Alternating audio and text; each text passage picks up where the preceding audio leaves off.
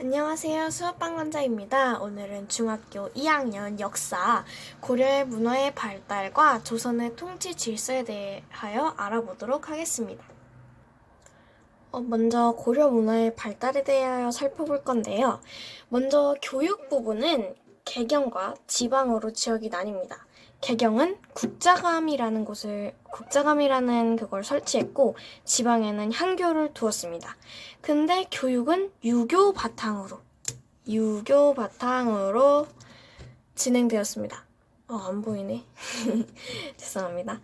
불교는 의천이랑 진울이라는 사람이 활약을 하였는데, 불교에 대해서 의천은 교종의 입장에서 선종을 통합하려고 노력했던 거고, 진울은 선종 중심에서 교종을 통합하려고 포용하려고 노력을 했습니다. 진울은 딱히 한 업적이 드러나 있진 않지만 의천은 해동 천태종을 세웠습니다. 그리고 이때는 도교나 풍수지리설이 유행했고요.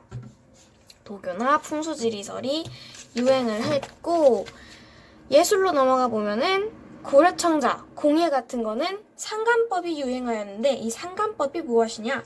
그릇 표면에 그림을 새겨요. 그리고 그 자리에 다른 색의 흙을 메워서 무늬를 만드는 기법을 상간법이라고 합니다.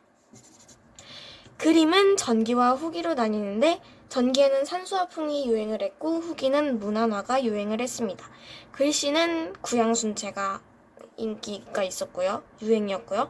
음악은 악이 대표적이었습니다. 이거는 별로 중요하지 않은 파트라서 바로바로 넘어가도록 하겠습니다. 자세한 내용은 책에서 살펴보시면 됩니다. 저는 고려 문화의 파트 중에 가장 중요한 부분이 이 인쇄술 발달 역사서라고 봅니다. 첫 번째, 인쇄술 발달은 대장경판, 여러분 흔히 아시는 팔만대장경, 강화도에서 8만 개의 그걸 쫙 쓸 때 쓰는 게 아니라 이렇게 인쇄를 하는 인쇄술이 약간 발달돼 있어서 대장경판을 기반으로 해서 1234년 상정고금 예문이라는 세계 최초 금속 활자를 만듭니다. 여기에서 더 나아가서 1377년 직지심체요절을 만들어냈는데요. 이것은 세상에서 가장 오래된 금속 활자본입니다. 한 번쯤은 다 들어보신 그 이름 맞습니다. 그리고 역사서로 넘어가 보면은 삼국사기라는 게 있고 삼국유사라는 게 있는데 둘이 헷갈리면 안 됩니다. 그래서 오늘 정리를 확실하게 하고 갈게요. 삼국사기는 김부식이 편찬을 하는 반면에 삼국유사는 이련 스님이 편찬하셨습니다. 삼국사기는 가장 오래된 역사서지만 삼국유사는 따로 별도의 이게 없네요. 삼국사기는 어떠한 유교적 합리주의 사상이라고 보면은 삼국유사는 불교 관련 내용을 실었습니다. 전설, 설화, 풍속 이런 것도 등등등 다 들어있습니다. 삼국사기는 신라 중심으로 서술을 하는데 삼국유사는 처음으로 단군의 건국 이야기를 수록했고 그뿐만 아니라 가야와 발해 같은 나라도 수록을 했습니다. 자, 이제 조선으로 넘어가 볼게요.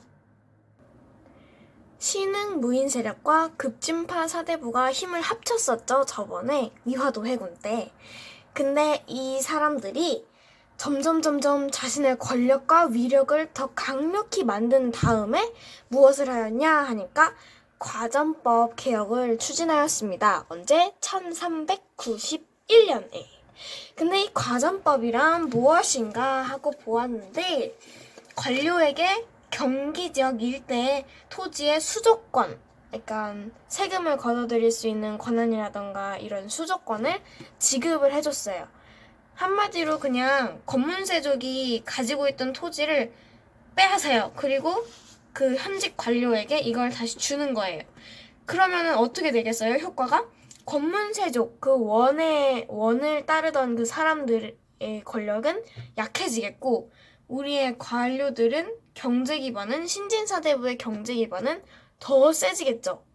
그런 다음에 더 권력을 더 강하게 만든 다음에 1392년 임진왜란이 1592년이니까 그로부터 정말 딱 정확히 200년 전 1392년에 조선을 건국하게 됩니다. 이 조선은 또치 근본 원리가 유교예요. 성리학. 그래서 나중에 약간 성리학에 관련된 이야기 또는 일들이 많이 나올 겁니다. 자, 드디어 여러분들이 약간 헷갈려하는 왕들을 파악해볼 시간이 왔어요. 첫 번째 왕, 태조죠. 태조 이성계. 이 태조는 무엇을 하였냐면은 첫 번째, 나라 이름을 조선이라고 정했습니다. 그리고 두 번째로는 이게 조금 현명한 일인 것 같았는데요. 수도를 한양으로 정했어요. 지금의 서울이죠. 왜 이렇게 정했냐? 한양이 교통이 편리해요. 육로도 있고 큰 강이 있죠. 한강. 이게 수로 교통도 편리하게 해줬기 때문에 한양으로 정한 것도 있고, 두 번째는 외적, 밖에서 막 이렇게 들어오는 적들 다 막을 수 있어요. 왜냐고요? 그 사방이 산으로 둘러싸여 있는 곳이 한양이기 때문에 다른 곳보다는 방어가 훨씬 더 잘 된다는 점입니다. 그리고 두 번째 왕은 중종인데 중종은 별로 포인트가 없고, 세 번째 왕이 좀 왕자의 난을 두 번 일으켰다는 그 말로만 듣던 태종입니다. 태종 이방원. 태조의 아들이죠. 왕자의 난을 두 번 일으키고 거의 꼭두각시처럼 중종을 이렇게 올린 다음에 자기가 왕이 됐습니다. 이 태종이 한 업적은 무엇이냐면 첫 번째로 호패법을 실시했습니다. 호패법은 현대로 따지면 주민등록증?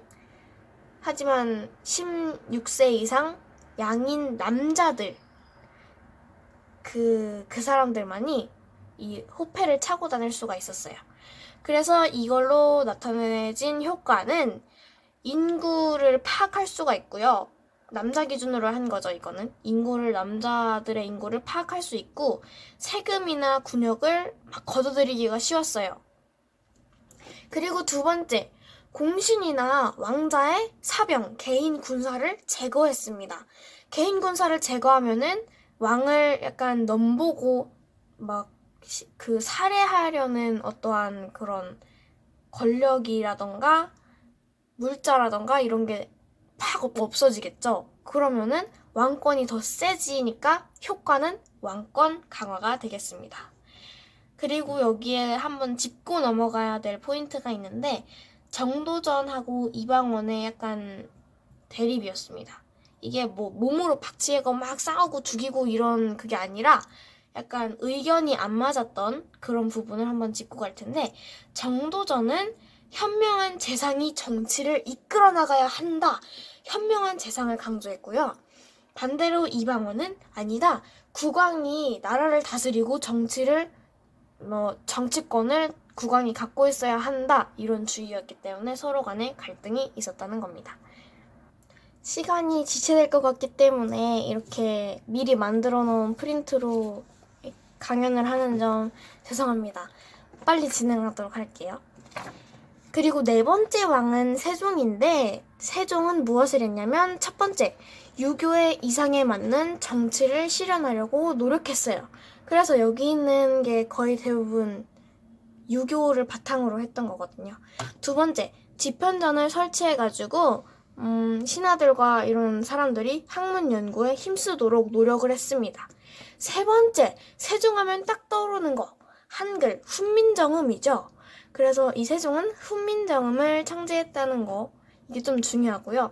마지막 네 번째, 전세제도. 세금을 전달하는, 세금을 내는 그런 제도를 정비하였는데요. 연분 9등법과 전분 6등법입니다. 연분 9등법은 풍년이냐 흉년이나 그 농사를 할 때 풍년과 흉년이 있잖아요. 그거를 따져서 세금을 거두는 거고, 전분 6등법은 그 땅의 비옥도, 얼마나 기름진 땅인가, 얼마나 농사하기 좋은 땅인가를 따져서 하는 겁니다. 그리고 다섯 번째 왕은 문종인데요. 문종은 일찍 죽었어요. 그래서 약간 키포인트가 없습니다. 넘어갈게요. 여섯 번째 왕은 단종인데요. 말 그대로 그냥 짧게 끝냈어요. 이 왕도. 왜냐고요? 7번째 왕인 세조 수양대군이 계유년에 난을 일으켜서 단종을 몰아냈거든요. 그렇기 때문에 오래가지는 못했습니다. 7번째 왕 세조는 아까 말했듯이 계유정난을 했고요. 첫 번째, 직전법을 실시해요. 이 직전법은 무엇이냐 하면은 현직 관리에게만 수조권을 주는 제도입니다. 이를 통해서 쓸데없는 곳에 토지를 줄 필요가 없어졌으니까 나라의 어떤 재정을 확보하게 되었던 거고, 군사제도를 정비하여서 국방력을 강화시켰습니다. 8번째 왕은 예종인데요. 예종은 넘어갑시다. 9번째 왕 성종은 집현전을 계승한 홍문관을 설치해서 통치 제도를 정비하였고, 세조 때 중단되었던 경연, 이때의 이 경연은 제가 하고 있는 이 강연 막 이런 거와는 조금 의미가 다른, 신하가 공적으로 왕 앞에서 이렇게 해야 한다, 저렇게 해야 한다, 이렇게 약간 알려주는 교육을 하는 그런 거였습니다. 세 번째, 경국대전을 완성해서 다음 게 엄청 중요해요. 별표까지 쳐놨죠? 이거 서술형에 많이 나와요. 유교 중심의 국가 통치 질서를 확립하였습니다. 그리고 이거는 세부 내용인데, 한양 4대문의 명칭은 유교의 인의, 예지, 덕목을 사용하였습니다. 돈의문, 숭례문, 흥인지문, 숙정문. 다음 걸로 넘어갈게요. 이제 조선의 대외관계, 외교정책을 볼 건데, 명하고는 예전엔 사이가 트러블이 좀 있었는데 4대 관계를 맺어요. 태종 이후부터. 그래서 사신을 명호에게 파견하고 조공품을 보내며 우리한테는 선진문물을 받아들이면서 신리를 추구하였습니다. 하지만 여진 일본한테는 교린정책을 펼쳤는데요. 교린정책은 약간 당근과 채찍, 그런 의미죠. 회유와 토벌을 이렇게 번갈아 가면서 쓰는 정책인데, 토벌은 먼저 여진은 4군 6진을 설치해요. 왜 그랬냐면 여진이 우리 국경을 침범하려고 했기 때문에 4군은 최윤덕이, 6진은 김종서가 설치했습니다. 그리고 일본은 스시마섬을 토벌했죠. 반대로 당근, 회유는 여진 일본 중에 우리나라를 도우려고 하거나 아니면 우리나라로 넘어온 이주민 같은 경우에게는 관직이나 토지를 주었고요. 일본이 무역을 요청할 때가 있었는데 그때는 제포, 부산포, 연포 등 한정적이게 항구를 열어놓아가지고 제한적으로 교류를 했습니다. 이제 통치제도, 오늘 발음이 왜 이렇게 안 되지? 죄송합니다. 통치제도 정비에 대해 알아보겠는데요. 중앙정치제도, 지방행정제도가 따로 있는데 먼저 중앙을 볼게요. 중앙은 크게 의정부와 육조로 나뉘는데, 의정부는 재상들이 모여서 정책을 논의하고 결정하는 곳이라고 하면, 육조는 그 결정된 거를 집행하는 곳입니다. 6조에는 이렇게 6가지의 조가 있는데, 2조는 인사권, 호조는 앞에 호가 그 세금호 막 이런 거여서 세금 담당이고요. 예조는 외교와 의식에 관련된 그런 겁니다. 병조는 말 그대로 병사, 군사에 관련된 거고, 형조는 형벌, 재판, 공조는 건축, 토목에 관련돼 있는 겁니다. 그리고 승정원, 의금부, 한성부, 춤추관, 성균관, 자원부, 사관원, 홍문관 이런 게 있었는데, 여기서 중요한 것은 사헌부, 사관원, 홍문관입니다. 사헌부는 관리의 비행, 비리를 감시했고요. 사관원은 말 그대로 그냥 간쟁하는 거, 막 죽여주시옵소서 저하 이런 거 있지 않습니까? 이게 사관원 비슷한 건데, 왕 앞에서 용기 있게 막 왕님 이건 잘못했습니다. 왕님 이건 잘하셨습니다. 아니요 이건 하면 안 됩니다. 이런 걸 목숨 걸고 얘기하는 사람들입니다. 그리고 홍문관은 아까 성종이 다시 만들었다고 했죠. 홍문관을 이거는 자문을 하고 왕에게 경연을 하는 곳인데, 이거를 합쳐서 뭐라고 하냐면 바로 삼사라고 합니다. 삼사는 언론기관이고 왜 만들어졌냐 하면은 이거 중요해요. 이것도 별표 쳤습니다. 권력의 독점과 부정을 막기 위해서 이 3사를 설치했습니다. 한마디로 왕을 견제했다는 것이죠. 근데 왕권을 뒷받침했던 곳이 있는데 바로 승정원과 의금부입니다. 승정원은 왕의 비서 역할을 하고 의금부는 나라에 큰 죄를 지은 죄인을 다스리는 곳이었죠. 이 밖에도 한양의 행정을 담당하는 한정부, 역사를 편찬하는 춘추관, 유학을 교육했던 성균관이 있습니다. 지방 행정 제도를 살펴보겠는데요. 전국을 크게 8도로 나뉘었습니다. 지금도 8도지요. 보면은 함경도, 평안도, 항해도, 경기도, 강원도, 충청도, 경상도, 전라도, 깨알같은 독도. 독도는 우리 땅이지요. 뜬금없는 말이지만 그래도 중요하죠. 독도는 우리 땅입니다. 전국을 8도로 나뉘었고 그 밑에는 부목군현이 있습니다. 특수행정구역이었던 향부곡소, 특히 세금을 많이 걷었었죠. 이 지역에서는. 근데 이 지역을 일반 군현으로 승격을 시켜줍니다. 그리고 모든 군현의 수령을 파견해요. 옛날에는 주현이랑 속현이 있었잖아요. 주현에는 관리들이 들어간 곳, 속현은 안 들어간 곳 이렇게 나뉘었었는데 이제는 모든 군현의 수령을 파견해요. 그래서 어떻게 해요? 중앙 집권을 강화합니다. 이게 영향이 굉장히 중요한 거예요. 그리고 참고로 수령은 품계나 권한이 강화되어서 지방의 행정, 사법, 군사 업무를 맡았고 반면 고려시대 때 좀 한때 잘 나갔었던 향리는 지위가 낮아져서 수령의 실무를 보좌하는 역할을 하고 있습니다. 그리고 수령을 지휘하고 감독하는 사람이 있어야 되기 때문에 관찰사를 각 도에, 이 8도에 파견을 하였고 각 군현에 좀 중요해요. 양반들이 억지로도 아니고 자발적으로 자기들 마음이 끌리는 대로 자발적으로 유향소를 운영하였습니다. 유향소는 뭐냐면 수령의 자문에 응하고 향리가 어떻게 잘하고 있나 못하고 있나 비리를 감시하는 거고 백성을 교화시키는 일을 하였습니다. 이때 양반들은 정말 대단했던 것 같아요. 자신의 마음이 그렇게 이끌리는 대로 자발적으로 유향소를 운영하다니. 군사와 교통, 통신제도가 마지막입니다. 여러분 화이팅 합시다. 군역제도와 군사조직 정비하는 것은 지금은 20세 이상 되면은 이제 남성분들은 영장 그거죠. 근데 여기서는 16세부터 60세까지 모든 양인, 그냥 평민, 양반 이런 남자들은 군대를 가거나 국방의 비용을 부담하여야 했습니다. 그리고 관료, 학생, 향리는 면제예요. 군사 조직은 중앙군, 지방군, 예비군으로 나뉘는데 예비군은 솔직히 가로쳐도 됩니다. 중앙군은 5위인데 한양이나 궁궐을 수비했습니다. 중앙에 걸맞게 한양에 있겠죠.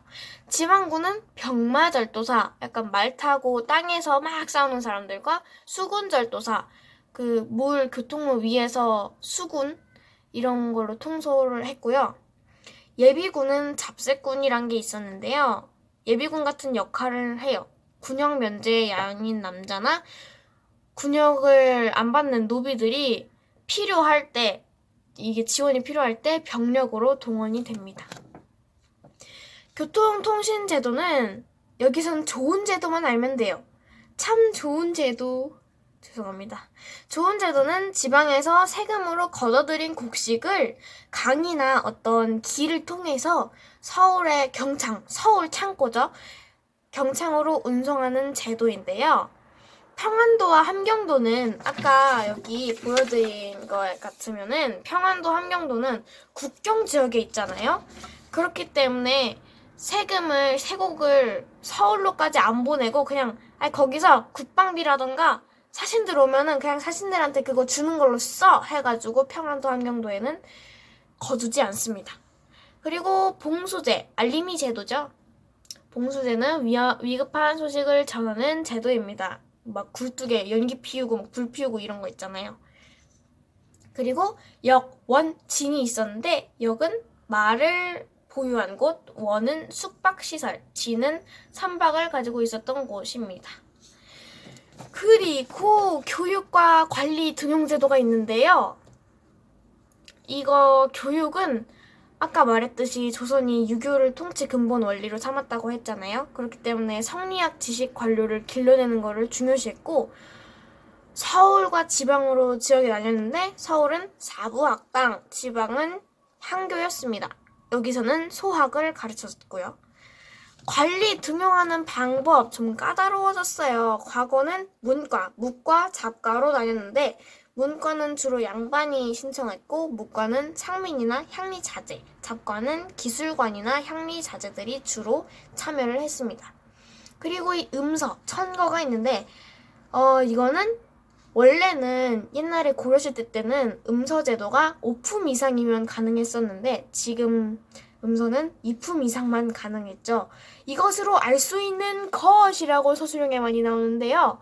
실력 중시 사회 기풍을 확대했고 그로 인해서 음서와 천거를 혜택받는 사람들이 감소했어요. 이는 뭐냐면은 실력을 중시해야지 왜 뺑 믿고서 막 나대는 사람들이 없도록 쉽게 말해서 그냥 나대는 사람들이 없도록 실력을 중시하자 해가지고 실력 중시 사회 기풍이 확대됐기 때문에 과거의 영향력이 좀 더 커졌습니다. 긴 영상 봐주셔서 감사하고 오늘 영상은 마치도록 하겠습니다. 안녕!